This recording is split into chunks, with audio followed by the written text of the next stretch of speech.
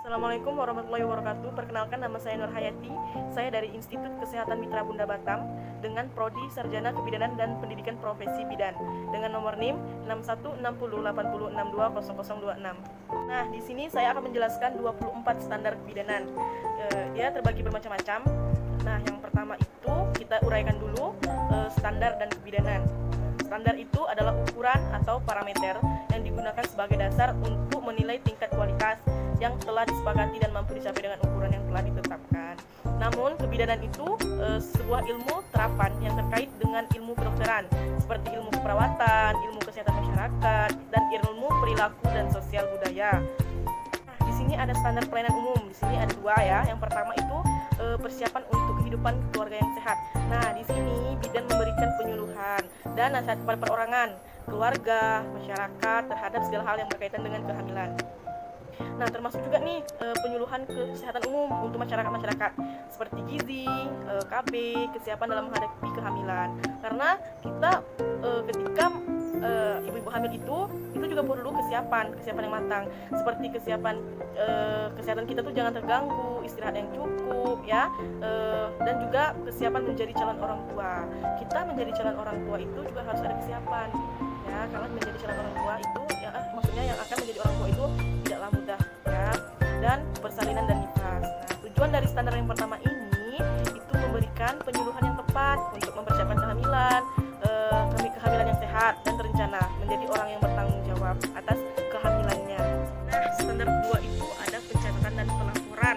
Nah, di sini bidan melakukan pencatatan dan pelaporan semua kegiatan yang dilakukannya, yaitu registrasi semua ibu hamil di wilayah kerja, seperti rincian pelayanan yang diberikan kepada ibu hamil, ibu bersalin, ibu nifas, dan bayi baru lahir.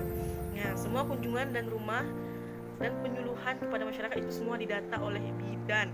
Nah, di samping ini, bidan hendaknya mengikut sertakan kader untuk mencatat semua ibu hamil dan meninjau upaya masyarakat yang berkaitan dengan ibu dan bayi baru lahir. Bidan meninjau secara teratur catatan tersebut untuk menilai kinerja yang menyusun rencana kegiatan yang meningkatkan pelayanan. Nah, tujuan dari standar 2 ini yaitu mengumpulkan, menggunakan dan mempelajari data untuk pelaksanaan penyuluhan, kesinambungan pelayanan dan penilaian kerja. Nah, sebelum melakukan penyuluhan, laporan inilah, catatan inilah yang akan dilihat oleh bidan, bagaimana kinerjanya, baru mereka melakukan penyuluhan terhadap ibu-ibu itu. Lanjut, standar yang ketiga itu ada standar pelayanan antenatal, yaitu identifikasi ibu hamil. Nah, ibu bidan melakukan kunjungan rumah dan berinteraksi dengan masyarakat secara berkala untuk memberikan penyuluhan dan motivasi ibu, suami, dan anggota keluarganya agar mendorong ibu untuk memeriksakan kehamilannya sejak dini secara teratur ya, karena selama hamil kita juga butuh kontrol ke rumah sakit atau puskesmas terdekat, bagaimana keadaan bayi itu dalam perut ya. Kita tidak tahu, nanti misalnya nih kita nggak pernah meriksakan nih ke puskesmas, nanti pas udah mau melahirkan rupanya ada gangguan dengan bayi kita. Nah, itu pihak rumah sakit atau pihak puskesmas akan bertanya kepada ibu, apakah ibu udah sering melakukan kontrol ke rumah sakit. Nah, jika ibu bilang tidak, pihak rumah sakit dan pihak puskesmas itu tidak ingin bertanggung jawab, karena ibu sendiri tidak peduli kepada kehamilan ibu sampai ibu tidak mengkontrol itu. Nah, jangan terjadi ya kepada ibu-ibu, karena ini juga pernah terjadi kepada tetangga saya. Dia tidak pernah kontrol ke rumah sakit, sekali pas mau melahirkannya, ibu puskesmasnya nanya, ibu pernah kontrol? Ibunya jawab enggak. Nah, di situ pihak puskesmas tidak mau bertanggung jawab atas apa yang terjadi, karena ibunya sendiri memang tidak pernah mengkontrolkan itu. Nah, tujuan dari standar 3 ini diharapkan untuk penerapan dan mengenali, memotivasi ibu hamil untuk memeriksakan kehamilannya. Karena itu tadi, karena ditakutkan ada terjadinya kelainan pada anak di dalam perut kita. Begitu ya. Nah, dari standar 3 ini kita diharapkan juga ibu dapat memahami tanda-tanda dan gejala-gejala kehamilan. Bukan ibu saja, suami, masyarakat, keluarga, pokoknya diharapkan untuk menyadari pentingnya ada manfaat pemeriksaan dengan ibu hamil ini. Pemeriksaan sejak dini ya, yang dilakukan sebelum 16 minggu kehamilannya. Begitu ya, Ibu. Nah, standar yang keempat itu ada pemeriksaan dan pemantauan antenatal. Bidan hendaknya itu paling sedikit ya memberikan 4 kali pelayanan antenatal kepada ibu hamil dan masyarakat lainnya. Tujuan dari ini itu diharapkan bidan mampu memberikan pelayanan antenatal yang berkualitas dan deteksi dini komplikasi kehamilan. Ya, seperti kita itu seperti misalnya saya ibu bidan, saya mendeteksi kehamilan ibu ini sejak dini, begitu ya. Nah, kedua itu hasil yang diharapkannya itu ibu hamil mendapatkan pelayanan antenatal minimal 4 kali selama kehamilan. Meningkatnya pemanfaatan jasa ibu bidan oleh masyarakat. Deteksi ini dan penanganan komplikasi kehamilan. Ibu hamil, suami, keluarga, dan masyarakat mengenali tanda-tanda bahayanya kehamilan dan tahu apa yang harus dilakukan. Nah, jadi jika kita sudah memeriksakan kehamilan, kita sudah tahu tanda-tanda bahayanya, kita juga bisa tahu apa yang harus kita lakukan terhadap bahaya tersebut, ya. Karena jika kita tidak memeriksakan, kita tidak tahu apa bahayanya yang ada di dalam kandungan kita itu, ya. Dan juga mengurus transportasi rujukan. Nah, seperti ini, kita mengurus transportasi rujukan ini sejak jauh-jauh hari, karena jika sudah dekat dengan waktunya persalinan itu bisa rumit, karena kita sudah mau melahirkan baru diurus. Jadi kita mengurusnya itu sejak jauh-jauh hari ya, jadi tidak susah juga nanti pas persalinan. Jadi gampang jika waktu-waktu yang dibutuhkan tuh sudah ada, gitu ya. Nah, lanjut ke standar kelima, ada palpasi abdominal. Itu bidan harus melakukan pemeriksaan abdomen secara seksama dan melakukan palpasi untuk memperkirakan usia kehamilan. Pemeriksaan abdomen ini biasa ditemukan di swab ya, swab biasa diurus oleh ibu bidan, data pasien ibu hamil. Nah, abdomen ini biasanya itu pemeriksaan itu bagian kepala seperti mata, telinga, rambut, hidung, mulut. Nah, terus ada juga bagian dadanya. Terus juga pemeriksaan palpasi juga sama, biasa ditemukan di swab ya, pendokumentasian swab. Lanjut, tujuan dari standar 5 ini itu dilakukan untuk memperkirakan usia kehamilan. Jadi, jika ibu bidan mau memperkirakan usia kehamilan ibu, itu melakukan ini palpasi abdominal dengan cara pemeriksaan abdomen dan palpasi. Terus pemantauan pertumbuhan janin juga. Nah, dia memeriksakan juga begini untuk mengetahui pertumbuhan janin. Juga penentuan letak, bagaimana letak bayinya, posisi bagian bayinya di mana, sungsang atau tidak. Nah, itu diperiksa lewat ini palpasi abdominal dengan cara abdomen secara seksama dan palpasi. Nah, hasil yang diharapkannya itu bidan dapat memperkirakan usia kehamilan, diagnosis dini kelainan letaknya, dan merujuk sesuai kebutuhan. Jika ibu tidak perlu dirujuk, tidak usah dirujuk. Jika bisa melahirkan normal, kita diusahakan untuk melahirkan normal. Tetapi jika memang tidak bisa, baru diusahakan untuk dirujuk. Lalu mendiagnosis ini kehamilan ganda dan kelainan. Nah, juga untuk memeriksakan ini kehamilannya ganda atau tidak, ada kelainan atau tidak pada ibu hamilnya, serta merujuk sesuai dengan kebutuhan yang tadi. Jika ibu yang bisa melahirkan dengan normal, tidak perlu dirujuk. Jika harus memang, ya harus dirujuk. Lanjut, standar yang keenam itu pengelolaan anemia pada kehamilan. Bidan melakukan tindakan pencegahan anemia. Anemia itu apa? Kekurangan sel darah merah pada ibu hamil, ya. Terus penanganan dan rujukan sesuai kasus anemianya pada kehamilan yang sesuai dengan kebutuhan yang berlaku. Nah, itu dirujuk sesuai dengan kebutuhan ibu hamil, gitu ya. Tujuannya itu bidan mampu menemukan anemia pada kehamilan secara dini. Artinya bidan mampu menemukan apakah ada anemia pada ibu pada kehamilan yang masih muda, gitu ya. Juga melakukan tindakan lanjut yang memadai untuk mengatasi anemia sebelum persalinan.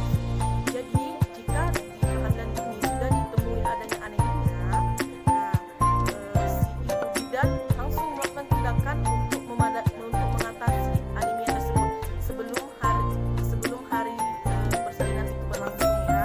Nah, hasil yang diharapkan yaitu jika pada ibu hamil dengan anemia berat dapat segera dirujuk jika anemia berat ya. Penurunan jumlah ibu melahirkan dengan anemia, penurunan jumlah bayi baru lahir dengan anemia atau BPLR. Lanjut, standar ketujuh itu pengelolaan dini hipertensi pada ibu hamil. Bidan melakukan secara dini setiap kenaikan tekanan darah pada kehamilan dan mengenali tanda gejala preeklamasi lainnya. Jadi bidan itu memeriksakan ibu hamil apakah ada hipertensi. Apa itu hipertensi? Tekanan darah tinggi pada ibu hamil. Tekanan darah tinggi pada ibu hamil itu sangat berbahaya ya. Apalagi sudah dekat dengan hari persalinan, itu sangat bahaya. Karena kita mengejan itu juga membutuhkan tenaga gitu. Nah, jika kita terlalu bertenaga, tekanan darah kita bisa naik, itu berbahaya ya. Serta mengambil tindakan yang tepat untuk merujuknya. Tujuan dari dilakukannya standar ini yaitu bidan dapat mengenali dan menemukan secara dini hipertensi pada kehamilan dan melakukan tindakan yang diperlukan. Jika sudah ditemukannya hipertensi pada ibu hamil, jika itu terlalu parah, terlalu berat, itu akan dirujuk. Jika sudah ditemukan secara dini itu gampang, nanti tinggal ibu bidan melakukan tindakan sebelum hari persalinan ya. Karena kita ketika sudah hari persalinan dekat, kita butuh persiapan yang sangat matang, kesehatan yang sangat bagus untuk melakukan persalinan gitu. Itu lanjut standar yang ke-8, persiapan persalinan. Bidan memberikan saran yang tepat kepada ibu hamil, kepada keluarga, kepada suaminya juga ya, terutama pada trimester yang ketiga, itu untuk memastikan bahwa persiapan persalinan bersih dan aman dan suasana menyenangkan, akan direncanakan dengan baik. Nah, nanti ibu bidan berbicara kepada keluarga atau kepada suami untuk memastikan bahwa nanti di hari persalinan ibu ini itu akan aman, akan bersih, sehingga keluarga tidak khawatir gitu ya. Di samping itu persiapan transportasi juga, ibu bidan menyarankan kepada suami atau keluarga untuk mempersiapkan transportasi dan biaya untuk merujuk juga harus disiapkan. Kita tidak tahu nanti di hari persalinan, mana tahu ada tiba-tiba terjadi sesuatu, kita bisa langsung merujuk. Nah, bila tiba terjadi keadaan gawat darurat, bidan mengusahakan untuk melakukan kunjungan ya, setiap rumah ibu hamil untuk hal ini. Tujuan dari standar 8 ini itu adalah memastikan bahwa persalinan direncanakan dalam lingkungan yang aman dan memadai dengan pertolongan bidan terampil. Jadi bidan itu memastikan sebelum persalinan atau untuk melakukan persalinan itu ibu hamil ini udah aman tidak, sudah bersih tidak, begitu ya. Jadi nanti ketika hari persalinan sudah semua terasa aman, tidak ada yang mengkhawatirkan ibu, baik pun keluarganya juga. Standar 9 ada asuhan persalinan kala 1. Nah, bidan menilai secara tepat bahwa persalinan ibu sudah mulai. Ya, kemudian memberikan asuhan dan pemantauan yang memadai. Nah, di sini kan bidan sudah tahu nih, ini sudah masuk persalinan dimulai ya. Jadi bidan memberikan asuhan nih kepada ibu harus begini, ibu harus begitu, dan selalu memantau kehamilan ibu ya, dengan memperhatikan kebutuhan ibu. Nah, kebutuhan apa yang dibutuhkan ibu itu selama proses persalinan berlangsung. Tujuan dari dilakukannya standar ini itu untuk memberikan pelayanan kebidanan yang memadai dalam mendukung pertolongan persalinan yang bersih dan aman untuk ibu bayi ya. Jadi dengan adanya standar ini, kebidanan itu memenuhi kebutuhan pelayanan kebidanan yang memadai begitu ya, dengan yang seharusnya. Lanjut standar 10 itu persalinan kala 2 yang aman. Bidan melakukan pertolongan persalinan bayi dan plasenta yang bersih dan aman dengan sikap sopan dan penghargaan terhadap hak pribadi ibu serta memperhatikan tradisi setempat. Nah, di samping itu ibu diizinkan untuk memilih siapa yang akan mendampinginya saat persalinan ya. Nah, di situ ibu dikasih pilihan yang akan mendampinginya saat persalinan siapa ya. Tujuan dari diterapkannya standar ini yaitu memastikan persalinan yang bersih dan aman bagi ibu dan bayi. Ini di standar ini ibu bidan memastikan persalinan ini aman tidak, bersih tidak gitu ya. Nah, hasil yang diharapkan yaitu dapat berlangsung bersih selama persalinan. Meningkatnya kepercayaan masyarakat kepada bidan. Jadi nanti dengan persalinan yang bersih, yang aman, masyarakat akan makin percaya nih kepada ibu bidan, bahwa ibu bidan bisa mengatasi dan memenuhi kebutuhan ibu hamil yang memadai gitu ya. Terus juga meningkatnya jumlah persalinan yang ditolong oleh ibu bidan. Jika masyarakat sudah percaya kepada ibu bidan, jadi nanti masyarakat banyak nih yang minta tolong persalinannya kepada ibu bidan, karena ibu bidan nih dipastikan sudah terpercaya juga memenuhi kebutuhan yang memadai. Juga menurunnya nanti angka sepsis puerperalis, dan juga nanti menurunnya angka sepsis puerperalis pada ibu hamil. Lanjut, standar yang ke-11 itu ada penata laksanaan aktif secara persalinan ketiga. Secara aktif, bidan melakukan penata laksanaan aktif pada persalinan yang ketiga.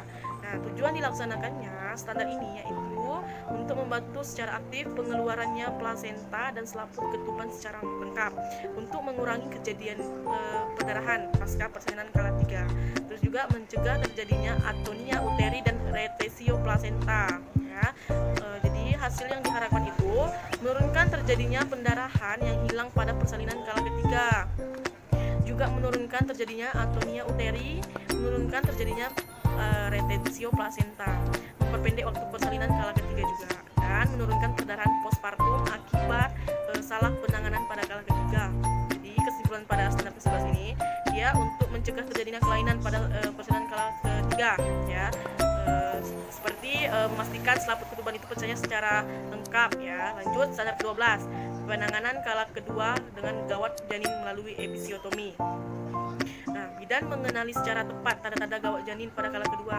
Bidan mengidentifikasi nih pada saat ini ada tidak tanda-tanda gawat janin pada kala kedua ini, dan juga segera melakukan episiotomi dengan aman untuk memperlancar persalinan. Diikuti dengan penjahitan perineum. Tujuannya dilakukan standar ini itu untuk mempercepat persalinan dengan melakukan episiotomi jika ada tanda-tanda gawat janin pada saat kepala janin meregangkan perineum, ya.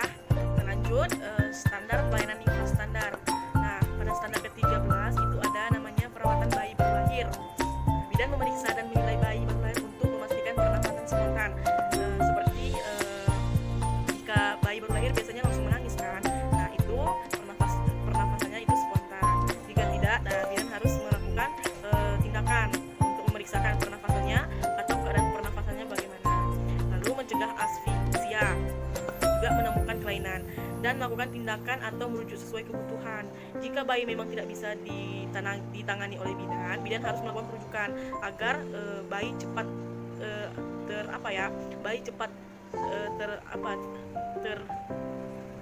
bayi cepat tertangani, ya, sesuai kebutuhannya. Nah, tujuan dari standar ke-13 itu untuk menilai kondisi bayi baru lahir dan membantu dimulainya pernafasan secara hipotermi, juga hipoglikemi dan infeksi. Hasil yang diharapkan juga itu bayi baru lahir menemukan perawatan dengan secara segera dan tepat, gitu ya. Lanjut, untuk standar ke-14, penanganan pada 2 jam pertama setelah persalinan.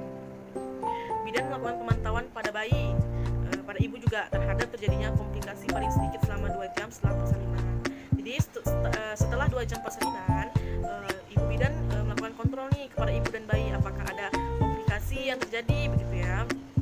Tujuannya itu mempromosikan perawatan ibu dan bayi yang bersih dan aman selama persalinan kala 4, untuk memulihkan kesehatan ibu dan bayi, juga meningkatkan asupan sayang ibu dan sayang bayi, memulai pemberian ASI dalam waktu 1 jam setelah persalinan, dan mendukung terjadinya ikatan batin antara ibu dan bayinya. Nah, setelah 1 jam persalinan, ibu bidan menganjurkan kepada ibu hamil untuk melakukan pemberian ASI kepada bayi, gitu ya, untuk terjadinya ikatan batin antara ibu dan bayi. Lanjut, standar yang ke-15 itu ada pelayanan bagi ibu dan bayi pada masa nifas. Nah, bidan memberikan pelayanan selama masa nifas di puskesmas dan rumah sakit, atau melakukan kunjungan ke rumah pada hari ketiga.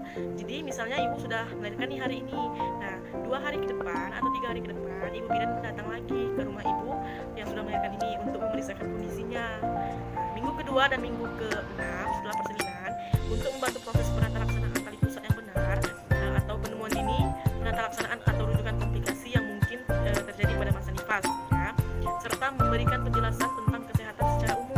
Nah, ibu bidan memberikan penjelasan kesehatannya kayak mana, pokoknya memberikan penjelasan kesehatan umum lah kepada ibu, ya.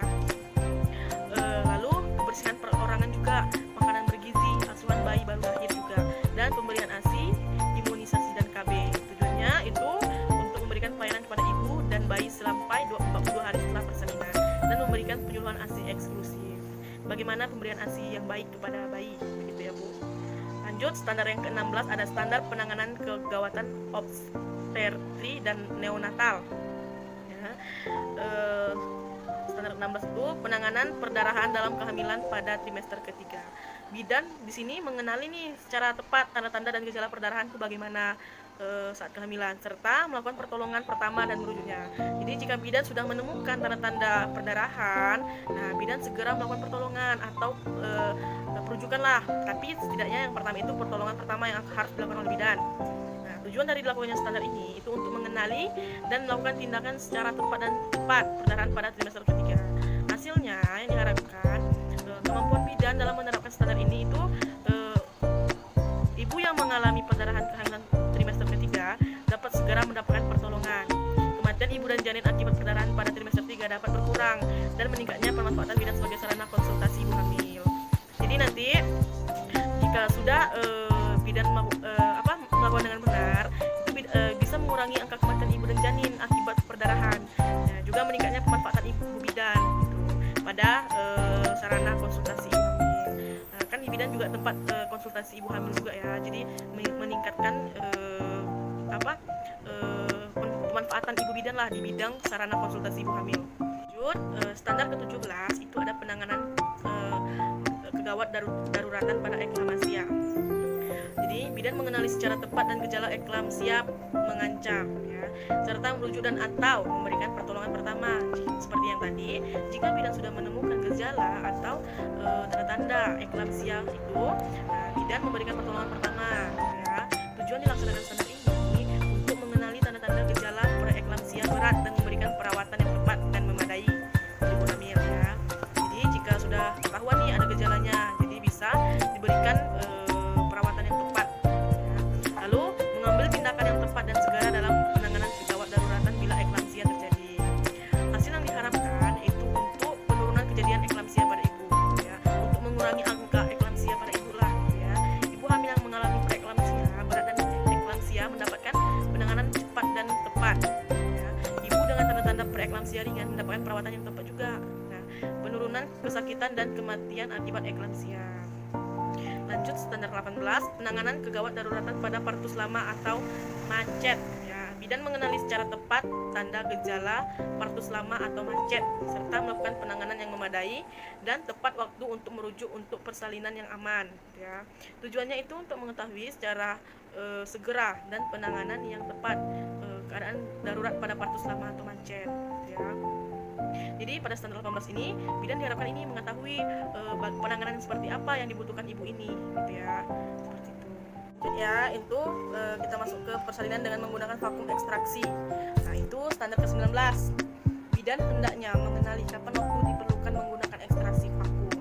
Di sini bidan harus memahami nih kapan dibutuhkannya ibu hamil, tidak sembarang kasih ya. Melakukan secara benar dalam memberikan pertolongan persalinan dengan memastikan keamanan bagi ibu dan janinnya. Tujuan dari standar ke-19 ini penggunaan vakum yaitu untuk mempercepat persalinan dalam keadaan tertentu. Hasil yang diharapkan yaitu penurunan kesakitan atau kematian akibat persalinan lama. Jadi di hasilnya ini diupayakan untuk pengurangan rasa sakit ya, karena sudah melakukan persalinan yang lama. Ibu mendapatkan penanganan darurat obstetrik ya. Masuk standar 20 ada penanganan kegawat daruratan retensio plasenta. Bidan mampu mengenali retensio plasenta dan memberikan pertolongan pertama. Di sini bidan nih udah mengetahui nih apa itu retensio plasenta pada ibu. Apabila bahaya, bidan segera melakukan pertolongan pertama pada ibu ya, termasuk plasenta manual dan penanganan perdarahan sesuai dengan kebutuhannya. Tujuannya itu untuk mengenali dan melakukan tindakan yang ketika terjadi retensio plasenta. Jadi bidan bisa tahu nih apa yang harus dilakukan untuk menghadapi retensio plasenta pada ibu. Lanjut standar ke-23 yaitu penanganan sepsis puerperalis. Bidan mampu mengenali secara tepat tanda dan gejala sepsis puerperalis. Jika sudah ditemukannya gejala tersebut pada ibu hamil, bidan segera melakukan perujukan pada ibu hamil ya. Nah, tujuan dari standar 23 ini untuk mengenali tanda dan gejala sepsis puerperalis dan mengambil tindakan yang tepat. Hasil pada standar 23 ini yang diharapkannya itu ibu dengan sepsis puerperalis mendapatkan penanganan yang tepat dan cepat.